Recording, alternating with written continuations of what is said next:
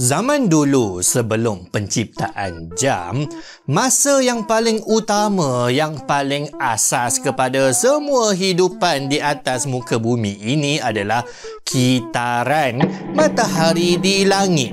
Bagi hidupan di planet bumi ni juga, kitaran siang dan malam mewujudkan satu lagi jam, iaitu jam dalam badan ataupun jam biologi ataupun rentak circadian rhythm, bak kata mamak buat teh tarik dekat janda baik. Jam dalam badan ini menentukan bilanya waktu sel-sel untuk mula aktif dan bila nak dirembeskan hormon-hormon tertentu. Jadi itulah sebabnya badan kita ni dia macam tahu-tahu je bila nak set waktu supaya bila dah datang waktu malam, kita mula rasa penat, kita mula rasa mengantuk, dan bila kita dah tidur tu badan kita ni dia ada jam dia sendiri untuk tahu bila nak bangunkan kita. Kecuali kalau korang budak engineering, golongan zombie hidup, semoga kesengsaraan kalian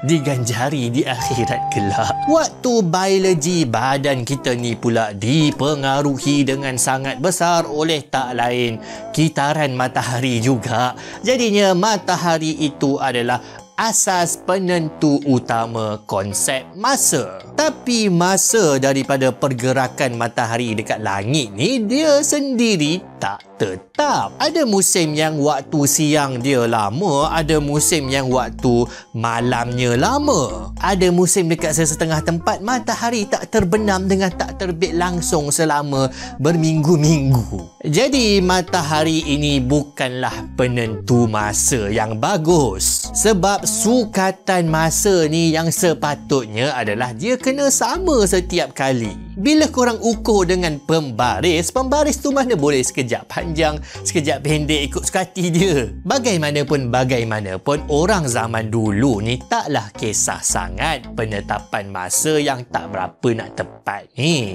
Yang penting bagi diorang waktu matahari terbit, diorang buatlah kerja bercucuk tanam ke apa ke, memburu ke.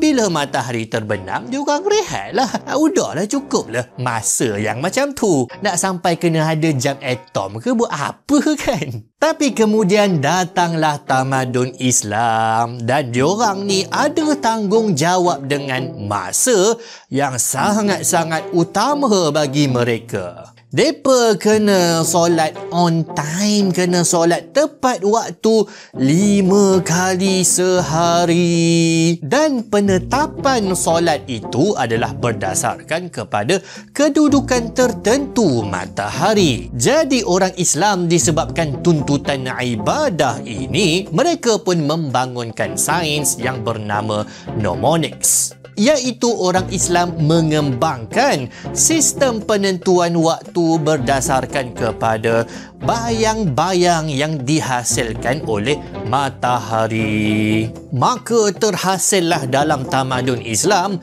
jam matahari yang sangat-sangat tepat dan sistematik. Dan bila jam mekanikal dicipta, jam mekanikal itu dikalibrasikan, diset menurut kepada penentuan waktu daripada jam matahari ini. Jadi itulah sebabnya kenapa jam pusing arah jam. Sebab bayang-bayang pusing arah jam. Makin lama jam mula ambil peranan sebagai wakil menunjukkan masa. Dan bila jam poket dicipta, maka sekarang semua orang sudah mula ada jam peribadi sendiri. Dah tak payah dah setiap kali nak tahu pukul berapa, diorang kena pergi tengok dekat tengah-tengah bandar, tengok dekat menara jam. Di setiap bandar pula ada penjaga masa masing-masing. Jadi setiap kali matahari tegak di atas kepala, penjaga jam ini akan set masa sebagai tengah hari.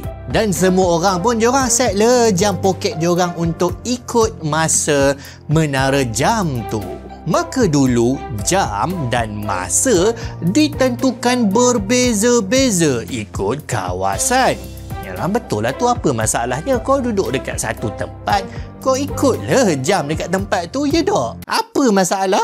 Masalah kalau korang adalah pengembara yang mengembara jauh dan mengembara laju, masa bagi engkau akan jadi cukup memeningkan. Bila kereta api dicipta dan manusia mula boleh mengembara dekat 20 daerah dalam masa satu hari, kebingungan tercetus. Katakan hang ada meeting penting million ringgit dekat Bandar E. Hang tak boleh miss meeting ni. Dan Bandar E ni pula jauhnya adalah 1000 kilometer dari Bandar A. Hang pun naiklah kereta api nak pergi daripada Bandar A ke Bandar E. Waktu tu dekat stesen Bandar A tengah pukul 12 petang. Lepas tu korang dapati bila korang lalu dekat stesen B, C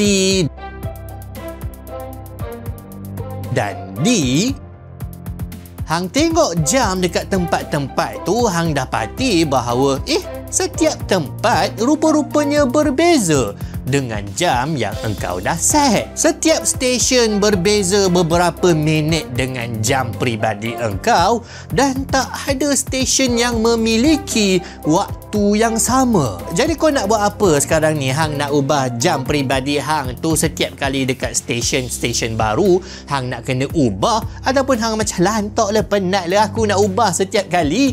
Hang biar je sampailah ke Bandar E. Masalahnya kalau kau malas nak ubah jam kau setiap kali bila kau sampai dekat Bandar E, jam kau rupanya sekarang dah lambat sejam. Kau pun terlepas lah meeting berbilion-bilion tu sebab kau salah ikut jam kau yang rupa-rupanya telah pun lambat sejam daripada jam Bandar E. Memang haru biru habis bila kereta api dicipta orang tak tahu pukul berapa dekat setiap stesen kereta api yang diorang mendarat tu. Sebab setiap kawasan ikut masa masing-masing. Jadual kereta api jadi cacah marba sebab semua orang ikut masa masing-masing. Jadi diorang tak tahu bila sebenarnya kereta api berlepas. Itu baru kereta api dah pening kepala otak semua orang. Bayangkan bila kapal terbang dicipta. Jadi itulah sebabnya kemudian orang yang suruh kita buat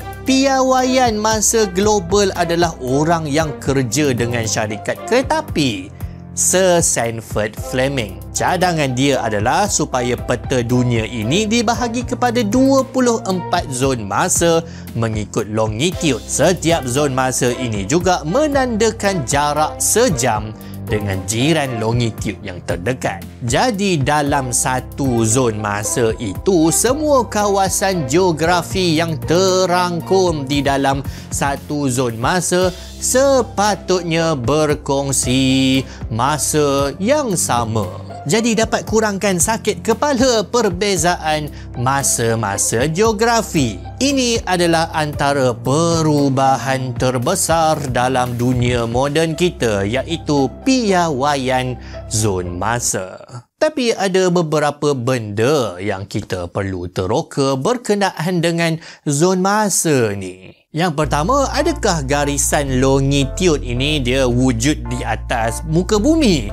Jawapannya memang tidak lah. Korang pernah ke tengok garisan besar gedabak ni daripada kutub utara ke kutub selatan? Korang tengok atas tanah, besarnya garisan. Memang tidak lah. Ia adalah garisan imajinasi rekaan yang dicipta semata-mata sebab nak memudahkan penentuan masa. Keduanya, okey, kita setujulah nak buat penetapan piawai untuk sistem zon masa ni. Tapi lepas tu, kita nak rujuk kat tempat yang mana satu? Kat mana kita nak buat titik rujukan zon masa seluruh dunia ni? Kat mana longitude 0 darjah? Tempat yang dipilih sebagai titik rujukan masa seluruh dunia adalah Greenwich, England pada pengundian yang dibuat pada tahun 1884. Taklah perlu pun Greenwich ini mesti kena jadi tempat rujukan, mesti kena dia yang dapat longitude 0 ni, tak perlu pun. Boleh tak tempat lain nak jadi titik rujukan masa seluruh dunia? Mekah ke? Boleh je.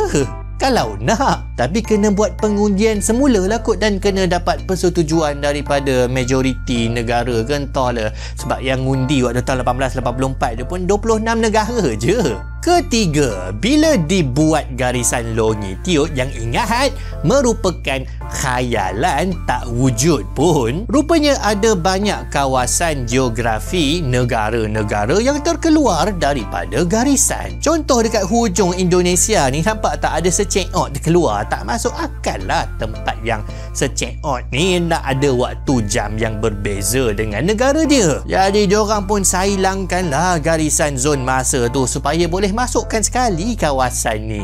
Boleh ke buat macam tu? Kenapa tak boleh? Sebab garisan longitude ini adalah cuma imajinasi khayalan tak wujud pun. Samalah juga macam garisan negara. Sempadan-sempadan negara ini itu pun tak wujud juga. Imajinasi buatan manusia. Perkara keempat, perlu ke bila jarum jam tunjuk pukul 12 itu mesti menandakan bahawa matahari tengah tegak, mesti menandakan bahawa tengah hari? Jawapannya tak. Pukul 12 yang korang letak dekat jam sekali dengan jarum itu pun adalah imajinasi buatan manusia untuk mewakilkan kitaran hari. Boleh je kalau korang nak buat pukul 3 sebenarnya yang tunjukkan bahawa matahari tengah tegak. Sekatilah kalau korang setuju. Ataupun korang tak nak guna sistem 12 nombor, korang nak guna entahlah 100 nombor, sekati boleh. Asalkan korang faham dan korang setuju bahawa sistem jam itu adalah wakil kepada masa yang utama, iaitu kitaran siang dan malam. Keempat, kita kena faham ya bahawa masa bagi setiap tempat ini hakikatnya adalah berbeza. Tak ada satu tempat pun yang masa dia betul-betul sama. Tak kisahlah mikrosaat punya sama ke, jam punya sama ke. Apa yang zon masa ni buat adalah dia tetapkan satu kawasan geografi yang luas ini. Korang semua, korang kongsi je satu masa yang sama. Walaupun sebenarnya hakikatnya tak begitu. Sebab dia nak memudahkan, tapi bukannya tak ada masalah. Ada masalah, iaitu kalau korang lompat zon masa, tiba-tiba je masa kena melompat 1 jam juga. Ini kalau fikir betul-betul tak masuk akal. Tapi impian Fleming yang sebenarnya adalah supaya semua orang, kita semua satu dunia ini akhirnya akan buang terus keseluruhan konsep zon masa ni. Impian terbesarnya adalah untuk kita semua satu dunia guna jam yang sama, iaitu dipanggil sebagai jam sejagat. Jap, semua orang satu dunia kongsi jam yang sama? Jajak, maksudnya kalau jam sejagat ni tengah tunjuk pukul 3 dan semua orang satu dunia nampak pukul 3, ada orang yang pukul 3 baru nak masuk kerja, ada orang dekat negara lain pukul 3 dia baru nak masuk tidur. Merepek apa? Tapi so what? Penetapan nombor-nombor dekat jam ini sekali lagi adalah imajinasi orang je. Tujuan jam sejagat ini adalah bila kita sebut je pukul 8, maka semua orang satu dunia akan faham masa yang sama pukul 8 adalah bila jam sejagat tunjuk pukul 8. Jadi katakan ada meeting online besar-besaran disertai oleh semua wakil satu dunia. Bila kita kata okey, kita nak meeting ni pukul 8, semua orang akan rujuk masa yang sama. Dah tak confused dah. 8 maksudnya aku kena tolak berapa daripada jam aku? Semua akan rujuk jam sejagat yang sama.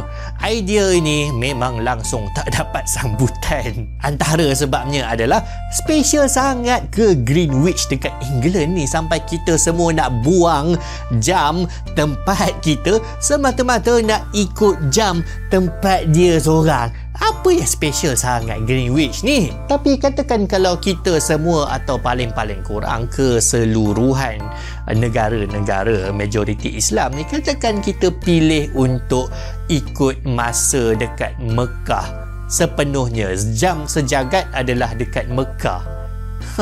Macam mana tu? menarik untuk difikir-fikirkan. Jadi itulah dia sedikit sebanyak penerokaan kita terhadap konsep zon masa yang sebenarnya makin kita fikir kadang-kadang makin kita pening, tapi menarik untuk diterokai, menarik untuk difikirkan. Dan satu tujuan asal kenapa nak ada zon masa ni tak lain adalah penyatuan. Jadi adakah masa ini betul-betul boleh menyatukan?